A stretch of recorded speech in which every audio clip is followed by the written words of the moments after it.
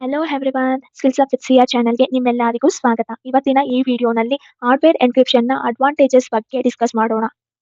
IS security. Hardware encryption uses dedicated key storage in hardware ಮತ್ತು ಇದು tamper proof ಆಗಿರುವುದರಿಂದ ಇದರಿಂದ software threats like malware or hacking ಅಟೆಂಪ್ಟ್ಸ್ನ damage ಮಾಡೋದು difficult ಆಗುತ್ತೆ.